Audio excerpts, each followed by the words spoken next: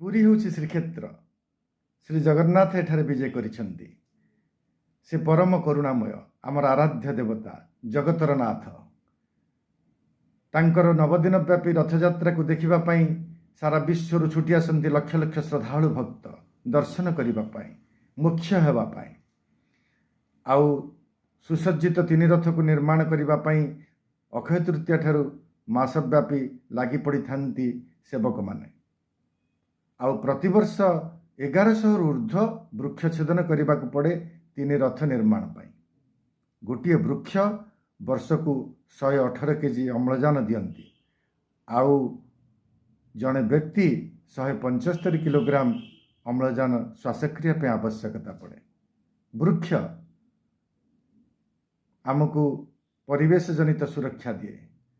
संप्रति विश्व में जमती भाव उष्णता वृद्धि पाई, बन्या बात्या विभीषिकार भय देखा देछि, मानव सभ्यता थरहर हेउछि।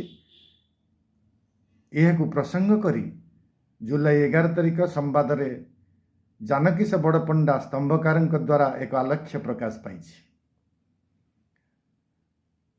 आलक्ष्य कह जाउछि जे रथयात्रा भारतर विभिन्न स्थान रे करा जाउछि एवं प्रभुंकर से रथ को संरक्षण करा जाउछि, ताकू पुनः कार्य लगा जाई पड़ुछि।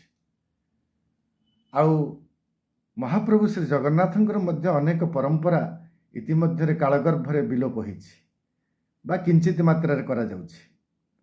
एई कोविड बेले तो आमे देखिछु रथयात्रा बंद करिबा पई सरकार निष्पत्ति नैथिले, किंतु सुप्रीम कोर्ट निर्देश क्रमे रथयात्रा करा जायतिला।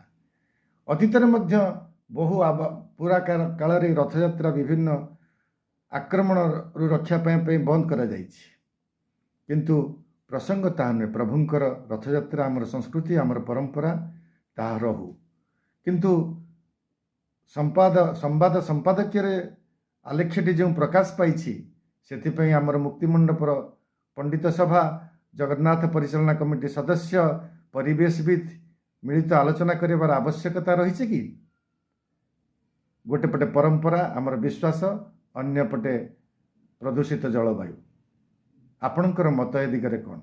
जदि यह उचित मन करुछंती शेयर करंतु, लाइक करंतु। धन्यवाद।